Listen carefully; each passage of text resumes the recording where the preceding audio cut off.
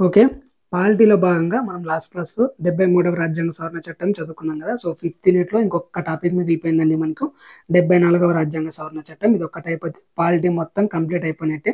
So, నేను ఇప్పటి వరకు మొత్తం చెప్పిన క్లాస్ గాని, చెప్పిన నోట్స్ గాని మొత్తం నోట్స్ తీసుకొచ్చింది, నోట్స్ ప్రిపేర్ చేసింది మొత్తం లక్ష్మీకాంత్ సార్ బుక్ నుంచి. సో, లక్ష్మీకాంత్ సార్ బుక్‌లో ఏవుంటే అవే నేను షార్ట్ నోట్స్‌లో తీసుకొచ్చి క్లాస్ చెప్పాను. ఇందులో మనకి కొన్ని మిస్ అయిన పాయింట్స్ కూడా ఉంటాయన్నమాట. సో, 73, 74 రాజ్యాంగ సవరణకు సంబంధించి కొన్ని పాయింట్స్ మనకి రాష్ట్రానికి అనుగుణంగా కొన్ని పాయింట్స్ మిస్ అయ్యాయన్నమాట. ఆ పాయింట్స్‌ని నేను వేరే నోట్స్‌లో సెపరేట్‌గా రాసి పెట్టాను. సో, ఆ నోట్స్‌ని కూడా కంప్లీట్ చేసి దీనికి లాస్ట్‌లో ఇచ్చేస్తానన్నమాట. సో, నోట్స్ కావాలనుకున్న వాళ్ళు తెలుసు గాని టెలిగ్రామ్‌లో మెసేజ్ చేయండి. సో, పెయిడ్ పీడిఎఫ్ ఇది ఫ్రీగా కాదు. సో, పెయిడ్ పీడిఎఫ్ కావాలనుకున్న వాళ్ళు మాత్రమే మెసేజ్ చేయండి. అవసరం లేదనుకున్న వాళ్ళు దీనికి అదనంగా ఏదైనా ఆల్రెడీ ఏదో ఒక మెటీరియల్ ప్రిపేర్ అవుతుంటారు కదా! సో, ఆ మెటీరియల్‌లో మిగతా విషయాలు చర్చించుకోండి, చదువుకోండి. ఇంకా లేట్ చేయకుండా 74వ రాజ్యాంగ సవరణ చట్టానికొస్తే ఆల్మోస్ట్ సేమ్ ఉంటదండి. అక్కడ ఏముంటదో ఇక్కడ కూడా అదే ఉంటది. కాకపోతే కొన్ని ఎక్స్‌ట్రా పాయింట్‌లొస్తాయి. ఆ ఎక్స్‌ట్రా పాయింట్లు చూసుకుందాం. కొంచెం స్పీడ్‌గా అయిపోగొట్టేద్దాం ఈ క్లాస్‌ని. లాస్ట్ క్లాస్ కదా! సో, మనకి రాజ్యాంగంలో 9వ భాగంలోన పంచాయతీలను తీసుకొచ్చారు. సో, గ్రామ పంచాయతీలని 9వ భాగంలో తీసుకొస్తే 9ఏలో మున్సిపాలిటీలను తీసుకొచ్చారు. సో, 9ఏ భాగం మున్సిపాలిటీల్లో 243 నుంచి 243 జడ్జి వరకు పట్టణ పంచాయతీలకి సంబంధించిన ఆర్టికల్స్‌ని తీసుకొచ్చారనమాట. సో, మనకి 11వ షెడ్యూల్‌లోన 29 గ్రామ పంచాయతీలకు సంబంధించిన విధులుంటే, ఈ 12వ షెడ్యూల్‌లోన పట్టణ పంచాయతీలకు సంబంధించిన విధులు పెట్టారనమాట. ఈ విధంగా 9వ భాగంలో గ్రామ పంచాయతీలు, 9ఏ భాగంలోన పట్టణ పంచాయతీలు, 243 నుంచి 243 వరకు గ్రామ పంచాయతీకి సంబంధించినవి, 243 నుంచి 243 నుంచి 243 జడ్జి వరకు పట్టణ పంచాయతీలకు సంబంధించిన ఆర్టికల్స్‌ని పొందుపరిచారనమాట. 11వ షెడ్యూల్ గ్రామ పంచాయతీలకి, 12వ షెడ్యూల్ వచ్చేసి పట్టణ పంచాయతీలకి, మున్సిపాలిటీస్‌కనమాట. సో, 74వ రాజ్యాంగ సవరణ చట్టం యొక్క ముఖ్య లక్షణాలు ఏవుంటాయంటే, ఇందులో కూడా 3 రకాల మున్సిపాలిటీలు ఉంటాయి. అందులో ఒకటి నగర panchayat, municipal council, municipal corporation ఇలా 3 రకాలు ఉంటాయన్నమాట. సో, ఈ ఒక్కొక్కటి గురించి తెలుసుకుందాం. వీటిని జనాభా ఆధారంగా డివైడ్ చేస్తారండి. సో, నగర పంచాయతీ, మున్సిపల్ కౌన్సిల్, మున్సిపల్ కార్పొరేషన్‌తో పాటు ఇంకా ఎక్స్‌ట్రాగా కూడా ఉంటాయి. మొత్తం 8 రకాల పట్టణ పంచాయతీలు ఉంటాయన్నమాట. 8 రకాలను కూడా లాస్ట్‌లో పెట్టాను నేను. సో, ముందు వీటి లక్షణాలు చూసుకుందాం. సో, నిర్మాణం ఎలాగుందంటే, మున్సిపాలిటీని వార్డులుగా విభజించి ప్రతి వార్డు నుంచి ఒక వార్డు మెంబర్‌ని ప్రత్యక్షంగా అంటే ఓటర్ల ద్వారా ప్రత్యక్షంగా ఎన్నుకోబడతారనమాట. సో, ఈ వార్డు మెంబర్స్ మళ్ళా చైర్మన్‌ని ఎన్నుకుంటారు. సో, రాష్ట్ర శాసనం చేస్తది. రాష్ట్ర శాసనసభ శాసనాలు చేస్తది. ఆ శాసనాల ద్వారా చైర్మన్‌ని ఎన్నుకునే విధానాన్ని రూపొందిస్తారనమాట. సో, చైర్మన్ ఎన్నిక విధానాన్ని రాష్ట్ర శాసనసభ రూపొందిస్తది. ఇంకా ప్రాతినిధ్యం ఎలా ఉంటదంటే, అనుభవం గల వ్యక్తిని నామినేట్ చేస్తారు. దేనికి నామినేట్ చేస్తారంటే, ఈ నగర పంచాయతీ ఉంటది కదా! ఈ నగర పంచాయతీలకు గాని, మున్సిపల్ కౌన్సిల్ కానీ కౌన్సిల్ ఉంటదండి ఒకటి. సో, మున్సిపల్ కౌన్సిల్‌కి గాని, మున్సిపల్ కార్పొరేషన్‌కి కానీ అనుభవం ఉన్న వ్యక్తుల్ని నామినేట్ చేస్తారు. ఇందులో పాటు ఎంపీలకు, ఎమ్మెల్యేలకు కూడా ఈ వీటిలో ప్రాతినిధ్యం ఉంటదనమాట. నగర పంచాయతీల్లో గాని, కార్పొరేషన్‌లో గాని, కౌన్సిల్‌లో గాని ఎమ్మెల్యేలు, ఎంపీలకు కూడా ప్రాతినిధ్యం ఉంటది. వీటితో పాటు ప్రభుత్వం నియమించిన నామినేట్ చేయబడిన వ్యక్తికి కూడా ప్రాతినిధ్యం ఉంటది. దీంతో పాటు వార్డు మెంబర్స్ ఎన్నుకున్న చైర్మన్‌కి కూడా ఇందులో ప్రాతినిధ్యం ఉంటదనమాట. సో, కమిటీ అధ్యక్షులు ఎవరుంటారంటే, ఆ ప్రాంతంలో ఓటరుగా ఉన్న రాజ్యసభ, శాసనమండలి సభ్యులు కూడా ప్రాతినిధ్యం వహిస్తారు. కమిటీ అధ్యక్షులంటే వార్డు మెంబర్స్ ఎన్నుకుంటారు కదా! వాళ్ళని అధ్యక్షులు అంటారు. ఒక్కొక్క కమిటీ ఉంటుంది. సెపరేట్ కమిటీలు ఉంటాయి. సో, వార్డు మెంబర్స్ అందరూ కలిసి ఒక కమిటీగా ఫార్మ్ అవుతారు. ఈ కమిటీలనేవి నేను 73వ రాజ్యాంగ సవరణలోనే చెప్పాను. సో, మండల కమిటీలు ఉంటాయి కొన్ని. ప్రత్యేకంగా ఏర్పాటు చేసుకుంటారు. అంటే ఒక పర్టిక్యులర్ కాజ్ కోసం కమిటీలుగా ఏర్పడతాయన్నమాట. ఈ కమిటీ అధ్యక్షులు ఉంటారు. ఆ ప్రాంతంలో ఓటరుగా ఉన్న రాజ్యసభ సభ్యుడు గాని, శాసనమండలి సభ్యులు కూడా దీనికి ప్రాతినిధ్యం వహిస్తారన్నమాట. నగర పంచాయతీకి గాని, మున్సిపల్ కౌన్సిల్‌కి గాని, మున్సిపల్ కార్పొరేషన్‌కి గాని ప్రాతినిధ్యం వహిస్తారు. సో, వార్డు కమిటీలు ఎలా ఉంటాయంటే, సో, 3,00,000 జనాభా ఉందనుకోండి. 3,00,000 కంటే ఎక్కువ జనాభా ఉంటే దాన్ని మున్సిపాలిటీలు అంటారన్నమాట. సో, 3,00,000 కంటే ఎక్కువ జనాభాలో ఉంటే మున్సిపాలిటీలు అంటారు. ఈ మున్సిపాలిటీలని వార్డులుగా డివైడ్ చేస్తారు కదా! సో, వార్డులుగా డివైడ్ చేసి 1 లేదా అంతకంటే ఎక్కువ వార్డులన్నీ కలిసి ఒక వార్డు కమిటీలుగా ఏర్పాటవుతాయన్నమాట. సో, వార్డుల్ని డివైడ్ చేస్తారు. అందులోనే వార్డులు 2, 3 వార్డులు కలిసి ఒక వార్డు కమిటీ గాని, లేదంటే ఒకే వార్డు కలిసి ఒక వార్డు కమిటీ గాని ఏర్పడతదనమాట. సో, ఈ వార్డు కమిటీలని ఎలా ఏర్పాటు చేస్తారు? వాటి పరిధి ఎలా ఉంటదంటే, ఈ రాష్ట్ర శాసనం ఉంటది కదా! రాష్ట్ర శాసనసభ ద్వారా ఒక శాసనం ద్వారా ఈ వార్డు కమిటీల యొక్క పరిధిని నిర్ణయిస్తారనమాట.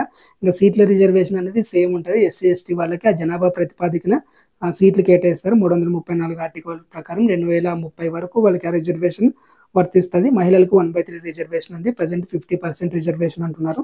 ఇంకా పదవీ కాలం 5 years ఉంటుంది. మధ్యలో రద్దు అయితే 6 నెలల్లోగా ఎన్నికలు నిర్వహించాలి. ఒకవేళ 1 year మాత్రమే ఉంది, ఇంకా పదవీ కాలం 1 year మాత్రమే ఉంటే ఎన్నికలు నిర్వహించాల్సిన అవసరం లేదు. ఒకవేళ ఎన్నికలు మధ్యలో ఒక 2 ఏళ్ళు 3 ఏళ్ళు ఇంకా టైం ఉంది, పదవీ కాలం ఉంది అయినా కూడా రద్దు అయిందంటే ఆ టైంలో ఎన్నికలు నిర్వహిస్తారు 6 నెలల లోపు. కాకపోతే ఈసారి 5 years పదవీ కాలం ఉండదు. మిగిలిన పదవీ కాలం ఎంతైతే ఉందో అంతకాలానికి మాత్రమే ఆ పదవీ కాలం ఉంటుంది అనమాట. సో రద్దుకు ముందు ఒక నగర పంచాయతీ కానీ, మున్సిపల్ కౌన్సిల్ కానీ, మున్సిపల్ కార్పొరేషన్ కూడా రద్దుకు ముందు అది ఎందుకు రద్దు చేస్తున్నారు, మేము రద్దు చేయడానికి గల కారణాలు ఏంటి అని దానిపైన వాళ్ళకి వాదించే అవకాశం కూడా ఇస్తారనమాట. ఇంకా అనర్హతలు అంటే లాస్ట్ క్లాస్లో చెప్పినట్లే ఉంటుంది. రాష్ట్ర శాసనసభ సభ్యుడు ఉంటుంది కదా, ఆయనకి ఎటువంటి అనర్హతలు వర్తిస్తాయో వీళ్ళకి కూడా అటువంటి అనర్హతలు వర్తిస్తాయి. సో రాష్ట్ర శాసనసభకి పోటీ చేసే వ్యక్తికి నిర్ధారించిన అనర్హతలు ఇతనికి కూడా ఉంటాయి. ఇంకా వయసు మాత్రం 21 years అండి, 25 years కాదు. 21 years ఉంటే చాలు, పోటీ చేసుకోవచ్చు. ఇంకా అధికారాలు విధులు ఏముంటాయంటే ఆర్థిక అభివృద్ధికి, సామాజిక న్యాయానికి ప్రణాళికలు రూపొందించడం వీళ్ళ విధులు అనమాట. సో అది అధికారమే వీళ్ళకి. ఇంకా 12వ షెడ్యూల్లోనే 18 అంశాలు అమలు చేయడానికి కూడా ప్రణాళికని సిద్ధం చేసుకోవాలి. సో ఆ 18 అంశాల అమలు వీళ్ళ యొక్క ప్రధాన విధి అనమాట. ఇంకా ఆర్థిక వనరులు, వీళ్ళకి డబ్బులు ఎక్కడి నుంచి వస్తాయి? రాష్ట్ర శాసనసభలు మున్సిపాలిటీలకి పన్ను వసూలు చేసుకునే అధికారం ఇస్తుంది. సో పన్ను వసూలు చేసుకోవచ్చు. ఇంకా రాష్ట్ర ప్రభుత్వం విధించిన పన్నులు కూడా వీళ్ళు వసూలు చేసుకోవచ్చు. దాంతోపాటు గ్రాంట్స్ ఇస్తారు. ఎవ్రీ ఇయర్ కొంచెం ఆ మున్సిపాలిటీకి కానీ, ఆ పట్టణ పంచాయతీకి కానీ, ఆ మున్సిపల్ కార్పొరేషన్ కూడా ఎంతైతే గ్రాంట్స్ కావాలో ఆ గ్రాంట్స్ ఇస్తారు. ఆర్థిక సంఘం చెప్పిన దాన్ని బట్టి గ్రాంట్స్ ఇస్తారనమాట. సో ఆర్థిక సంఘం కూడా ఉంటుంది. ప్రతి 5 సంవత్సరాలకు ఒకసారి గవర్నర్ నియమిస్తాడు ఆర్థిక సంఘాన్ని. సో మనకి గ్రామ పంచాయతీలకు ఎలాగో అయితే ఉంటుందో ఆర్థిక సంఘం, ఈ పట్టణ పంచాయతీలకు కూడా అదే ఆర్థిక సంఘమే ఉంటుంది. సో రాష్ట్రాలకి మున్సిపాలిటీలకి మధ్యన ఈ ఆదాయాన్ని ఎలా పంచాలి, పన్నులను ఎంత నిర్ణయించాలి, తర్వాత సంచిత నిధి నుంచి ఎంత గ్రాంట్స్ ఇవ్వాలనేది నిర్ణయించేది ఎవరంటే ఆర్థిక సంఘం నిర్ణయిస్తుంది.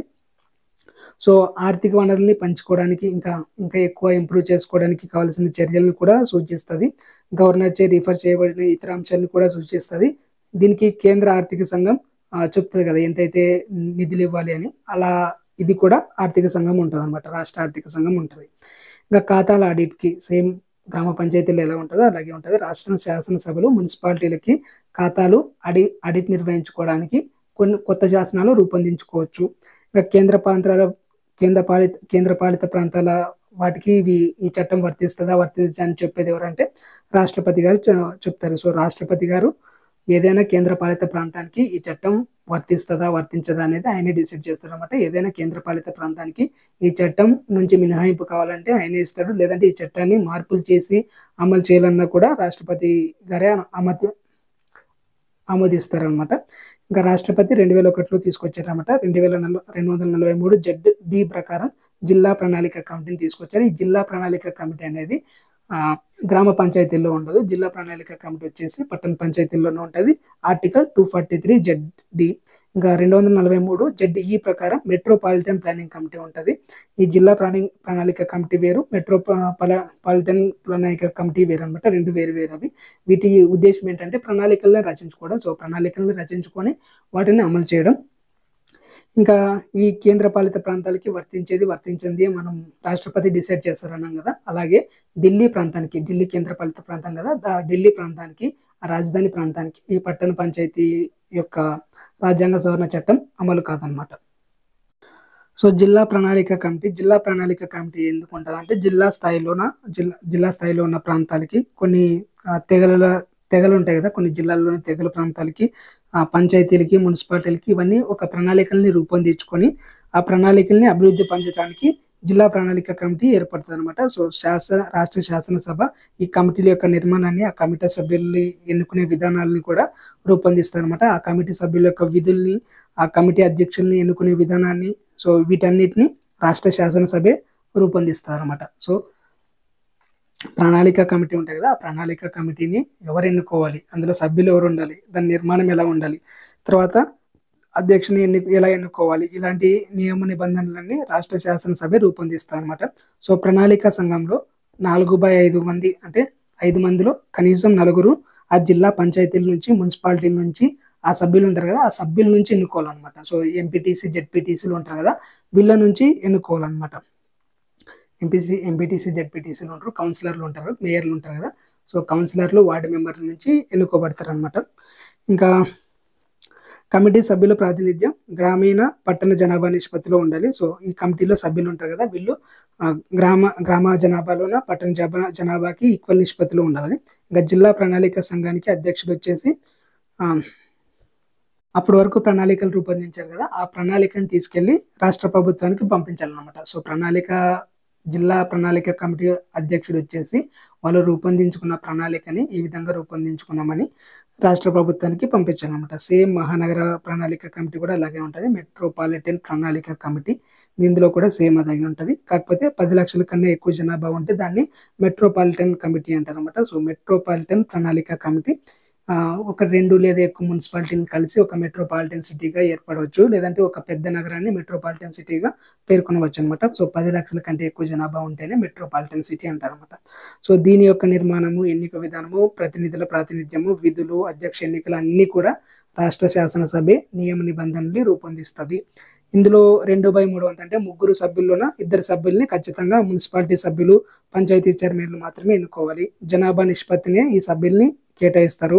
మెట్రోపాలిటన్ ప్లానింగ్ కమిటీ చైర్పర్సన్ ఉంటాడు కదా, ఆయన ఈ అభివృద్ధి ప్రణాళికను రాష్ట్ర ప్రభుత్వానికి పంపుతారు. సేమ్ 2 ఒకటే అండి, కాకపోతే అక్కడ సభ్యులు చేంజ్ ఉంటారు. కాకపోతే మెట్రోపాలిటన్ సిటీ అంటారు, అక్కడ జిల్లా ప్రణాళిక కమిటీ అంటారు, సభ్యులు చేంజ్ అవుతారు అంతే.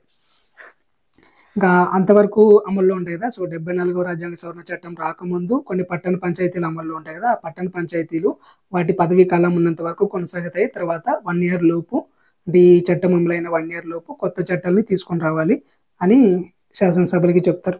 ఇంకా మున్సిపాలిటీ ఎన్నికలు, వివాదాలు ఏవైనా ఉంటే వాటిని న్యాయస్థానాల్లో జోక్యం ఉండదు అనమాట. సేమ్ గ్రామ పంచాయతీలకి ఎలా ఉంటుందో అలాగే. సో ఈ ఎన్నికలకి సంబంధించి న్యాయస్థానాల్లోన మనం క్వశ్చన్ చేయకూడదు అనమాట. ఈ వివాదాల పరిష్కారానికి శాసనసభ చేత ఒక అథారిటీని ఏర్పాటు చేస్తారు, ఆ అథారిటీ ముందే మనం పిటిషన్ వేయాలన్నమాట. సో ఇది మనకి 74వ రాజ్యాంగ సవరణ చట్టం. ఇందులో పట్టణ ప్రభుత్వాలు 8 రకాలు ఉంటాయి. ఆ 8 రకాల ప్రభుత్వాలు అనేది బ్రీఫ్గా తెలుసుకుందాం. ఇక్కడ నగర కార్పొరేషన్ ఉంటుంది. నగర కార్పొరేషన్ అంటే బాంబే, హైదరాబాద్ ఇలాంటివి ఉంటాయి కదా, వీటిని నగర కార్పొరేషన్లు అంటారు. ఇందులో 3 అధికార స్థాయిలు ఉంటుంది. 1 కౌన్సిల్, 2 స్థాయి సంఘాలు, 3 కమిషనర్ అంటారు. ఇంకా ఇవి వచ్చేసి వీటికి సంబంధించిన విధి విధానాలు కేంద్ర పాలిత ప్రాంతాలకైతే పార్లమెంటు శాసనం ద్వారా చేస్తారు, రాష్ట్రాలకైతే రాష్ట్ర శాసనసభ శాసనం ద్వారా చేస్తారు అనమాట. సో నగర కార్పొరేషన్లో ఉంటారు కదా ప్రజలు, ఈ ప్రజలందరూ కలిసి కౌన్సిలర్ని ఎన్నుకుంటారు. సో మనకి వార్డు మెంబర్స్ ఎలాగ ఉంటారో ఇక్కడ నగర కార్పొరేషన్లోన కౌన్సిలర్లు ఎలా ఉంటారు అనమాట. సో ప్రజలు కౌన్సిలర్ని ఎన్నుకుంటే కౌన్సిలర్లు అందరూ కలిసి మేయర్ని ఎన్నుకుంటారు. సో ఒక మేయర్ని, ఒక డిప్యూటీ మేయర్ని ఎన్నుకుంటారు. ఈ మేయర్ వచ్చేసి మామూలుగా 1 year అంటారు, టెన్యూర్. కాకపోతే ఎక్కువ ఉంది అంటున్నారు. నేను చదివింది అయితే 1 year ఉంది. ఈ లక్ష్మీకాంత్ బుక్లో అయితే మేయర్ యొక్క పదవీ కాలం 1 year చెప్పారు. ఇంకా మేయర్ తర్వాత స్థాయి సంఘాలు ఉంటాయి. ఈ స్థాయి సంఘాలు ఏం చేస్తాయంటే మేయర్కి ఈ పరిపాలనలోనే సహాయం చేస్తాయి అనమాట. ఈ స్థాయి సంఘాలు వీటన్నిటిపైన మున్సిపల్ కమిషనర్ ఉంటారు. మామూలుగా ఈ మున్సిపల్ కమిషనర్ వచ్చేసి కార్యనిర్వహణ అధికారి ఉంటాడు, మామూలుగా ఐఏఎస్ అధికారిని ఇలాంటి వాళ్ళని నియమిస్తారు అనమాట. సో నగర కార్పొరేషన్ ఇలా ఉంటుంది కదా. నగర కార్పొరేషన్ తర్వాత పురపాలక సంఘం, మున్సిపాలిటీలు, చిన్న పట్టణ నగర పాలన మున్సిపాలిటీలు ఉంటారు ఇవి. సో ఇప్పుడు పైన కార్పొరేషన్, కింద మున్సిపాలిటీ, పురపాలక సంఘం అంటారు దీన్ని. ఇందులో 3 ఉంటాయి, కౌన్సిల్, స్థాయి సంఘాలు, కమిషనర్. సేమ్. సో ఇక్కడ ప్రజలు కౌన్సిలర్ని ఎన్నుకుంటారు, కౌన్సిలర్లు వచ్చేసి చైర్మన్ ఎన్నుకుంటారు, చైర్మన్తో పాటు డిప్యూటీ చైర్మన్ ఉంటాడు.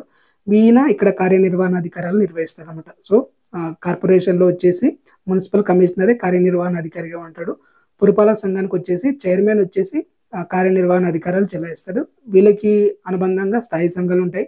స్థాయి సంఘాల పైన మళ్ళీ కమిషనర్ ఉంటాడు. ఈ కమిషనర్ అని రాష్ట్ర ప్రభుత్వం నిర్ణయిస్తారు అనమాట. దీంతో పాటు నోటిఫైడ్ చేయబడిన ఏరియాలు ఉంటాయి. ఈ నోటిఫైడ్ చేయబడిన ఏరియాలు అంటే ఇవి ఇంకా అభివృద్ధి చెందుతున్న పట్టణాలు అనమాట. స్పీడ్గా అభివృద్ధి చెందుతుంటాయి. అక్కడ ఏదైనా ఒక పరిశ్రమలు స్థాపించడం ద్వారా ఆ ఏరియా అభివృద్ధి అవుతుంటే దాన్ని నోటిఫైడ్ చేయబడిన ప్రాంతం అంటారు అనమాట. సో పారిశ్రామికీకరణ కారణంగా అభివృద్ధి చెందుతున్న పట్టణాన్ని నోటిఫైడ్ ఏరియా అంటారు. లేదా మున్సిపాలిటీకి ఉన్న అన్ని అధికారులు ఉంటాయి, అంటే మున్సిపాలిటీ అవ్వడానికి అన్ని అర్హతలు ఉంటాయి, కాకపోతే కొన్ని ఇంకా డెవలప్ అవ్వాలన్నమాట. సో అలాంటి వాటిని నోటిఫైడ్ ఏరియా అంటారు. దీనికి మున్సిపాలిటీలకు ఉన్న అన్ని అధికారాలు ఉంటాయి. దాంతోపాటు చైర్మన్ ఉంటాడు. చైర్మన్తో పాటు సభ్యులందరినీ కూడా రాష్ట్ర ప్రభుత్వమే నామినేట్ చేస్తారు అనమాట. ఇక్కడ ఎవరు ప్రజలు ఎన్నుకోరు వీళ్ళని. సో ప్రజలు ఎన్నుకోకుండా రాష్ట్ర ప్రభుత్వమే నామినేట్ చేస్తుంటారు. ఇది వచ్చేసి ఎన్నికైన సంఘం కాదు, దాంతోపాటు చట్ట ప్రకారం ఏర్పడిన వ్యవస్థ కూడా కాదనమాట. దీన్ని ఓన్లీ రాష్ట్ర ప్రభుత్వం నామినేట్ చేసి ఉంటుంది. నెక్స్ట్ పట్టణ ప్రాంత కమిటీ. ఇది ఒక చిన్న పట్టణ ప్రాంతము. దీనికి అర్ధ పురపాలిక సంస్థ అని కూడా అంటారు. సో పురపాలక సంఘం లాగే ఉంటుంది, కాకపోతే దాంట్లో ఆఫ్ ఉంటుంది. ఇంకా ఇది ప్రత్యేకంగా రాష్ట్ర శాసనసభ చట్టం ద్వారా ఏర్పడుతుందంట. ఇంకా కంటోన్మెంట్ బోర్డు ఉంటుంది. కంటోన్మెంట్ బోర్డు అంటే మనకి సైనికులు ఉంటారు, సైనికులు కానీ ఫోర్సెస్ కానీ ఉంటాయి కదా, సైనిక దళాలు శాశ్వతంగా ఉండే ప్రాంతాన్ని కంటోన్మెంట్ బోర్డులు అంటారు. వీటిని కేంద్ర ప్రభుత్వం జారీ చేస్తుంది అనమాట. సో కేంద్ర ప్రభుత్వమే నోటిఫై చేస్తుంది వీటిని. కేంద్ర ప్రభుత్వం చే జారీ చేయబడింది, 2006లో జారీ చేశారన్నమాట. మొత్తం 62 కంటోన్మెంట్ బోర్డులు ఉన్నాయంట. వీటిలోనే నామినేట్ చేయబడిన సభ్యులు ఉంటారు. ఆయన ఒక పదవీ కాలం 5 years ఉంటుంది. దీంతో పాటు ఎక్స్ అఫీషియో సభ్యులు ఉంటారు అనమాట. వాళ్ళు ఆ ప్రాంతంలో ఎంతకాలం అయితే నివసిస్తారో అంతకాలం వాళ్ళు ఎక్స్ అఫీషియో సభ్యులుగానే ఉంటారు. దీంతో పాటు అక్కడ అధ్యక్షుడిగా ఎవరు ఉంటారంటే ఆ మిలిటరీలోన హైయెస్ట్ అధికారి ఉంటాడు కదా, సో అత్యున్నత స్థాయి మిలిటరీ అధికారిని అధ్యక్షుడిగా నియమిస్తారు అనమాట. ఈ కంటోన్మెంట్ యొక్క కార్యనిర్వహణ అధికారి భారత రాష్ట్రపతిచే నియామకం పొందుతాడు. సో భారత రాష్ట్రపతి ఈ కంటోన్మెంట్ యొక్క కార్యనిర్వహణ అధికారిని నియమిస్తారు అనమాట. సో ఆయన వచ్చేసి కేంద్ర కేడర్కి చెందిన అధికారి. టౌన్షిప్లు అంటే సేమ్ ఇప్పుడు సైనికులకి అందరికీ అంటే సైనిక దళాల్లో శాశ్వతంగా ఉండే ప్రాంతాలని కంటోన్మెంట్ బోర్డు అంటారు కదా. ఇప్పుడు ప్రభుత్వ రంగ సంస్థలు ఉంటాయి కదా, LIC లాంటివి. సో ఇలాంటి ప్రభుత్వ రంగ సంస్థలు వాళ్ళ ఉద్యోగులు వాళ్ళ సిబ్బంది ఉండడానికి నిర్మించిన భవనాల సముదాయాన్ని టౌన్షిప్ అంటారు అనమాట. సో ఈ టౌన్షిప్కి వచ్చేసి పరిపాలనా వ్యవహారాల కోసం ఒక అధికారిని నియమిస్తాడు. సో ఆ సంస్థని నియమిస్తారు అనమాట. ఏదైతే ప్రభుత్వ రంగ సంస్థ వాళ్ళ ఉద్యోగుల కోసం సిబ్బంది కోసం అక్కడ ఏర్పాటు చేసిందో టౌన్షిప్, ఆ సంస్థే ఆ టౌన్షిప్ యొక్క అధికారిని నియమిస్తుంది. ఇతనికి సాయంగా సిబ్బందిని కూడా నియమిస్తుంది. ఇందులో ఒక్కరు కూడా ఎన్నుకోబడరు, అందరినీ ఆ సంస్థనే నియమిస్తుంది అనమాట. దీంతో పాటు పోర్టు ట్రస్ట్ ఉంటుంది. పోర్టు ట్రస్ట్ అంటే ఓడరేవులు ఉంటాయి కదా, షిప్ యార్డ్స్. ఆ ఓడరేవులో ఉండే ప్రదేశాలని పోర్టు ట్రస్ట్ అంటారు అనమాట. వీటిలోన పోర్టుల నిర్వహణకి, రక్షణకి, తర్వాత పోర్టులకి సేవలు అందించడానికి కొంతమంది ఎన్నుకోబడతారు, కొంతమంది నామినేట్ చేయబడతారు. వీళ్ళ సభ్యులతోనే ఈ పోర్టు ట్రస్ట్ అనేది నడుస్తుంది. ఇంకా లాస్ట్ ఇవన్నీ కాదని ఇంకొకటి ఉంటుంది, ప్రత్యేక ప్రయోజన ఏజెన్సీ. ఇది ప్రాంతం కాదండి, ఈ ప్రాంతంలోనే ఇవన్నీ పైన చెప్పిన ప్రాంతాలు ఉంటాయి కదా, ఈ ప్రాంతాలన్నిటికీ హెల్ప్ చేయడానికి ఒక బోర్డు లాగా ఒక ట్రస్ట్ లాగా ఉంటాయి. ఇక్కడ చెప్పాను చూడండి, కాలుష్య బోర్డులు కానీ, డ్రైనేజీ బోర్డులు కానీ, ట్రాన్స్పోర్ట్ బోర్డులు, ఎలక్ట్రిసిటీ బోర్డులు, ఇవన్నీ ఉంటాయి అనమాట. ఇవన్నీ వచ్చేసి స్వయం ప్రతిపత్తి, ఇవి సొంతంగా ఏర్పాటైన సంస్థలు. ఇవి పట్టణ స్థానిక ప్రభుత్వ ఏజెన్సీల మీదుగా పరిగణించబడవు. ఇవి వీటికి సంబంధం లేదు, కాకపోతే వాటి పరిపాలనలో ఇవి హెల్ప్ చేస్తాయి అనమాట. సో ఇదండి మనకి 74వ రాజ్యాంగ సవరణ చట్టం. దీంతో పాటు ఒక చిన్న నోట్స్ ఉంటుంది మనకి. మామూలుగా నోట్స్లో కూడా ఏముండదు, ఎలా ఉంటుందంటే ఆర్టికల్స్ ఉంటాయి కదా, 243P 243O ఇవి ఎందుకు పనికి వస్తాయి, సో అక్కడ ఎలక్షన్స్ ఎలా పెట్టాలి, ఇవన్నీ చిన్న చిన్న విషయాలు ఉంటాయి. కొన్ని కవర్ చేసి పెట్టాను, అవి లాస్ట్లో నోట్స్లో ఇచ్చేస్తాను. ఇంతటితో మనకి పాలిటీ అయిపోయినట్టే. అమ్మయ్య, thank you for watching. Polity complete చేసేస్తాం. కంప్లీట్ కాలేదు, మళ్ళీ ఇప్పటి నుంచే స్టార్ట్ చేద్దాం. మళ్ళీ రివిజన్ చేస్తూ ఉందాం. ఒక ప్రణాళిక కూడా తయారు చేస్తాం, అది ఆల్రెడీ స్టార్ట్ అయిపోయింది, మీరు కూడా స్టార్ట్ చేసే ఉంటారు.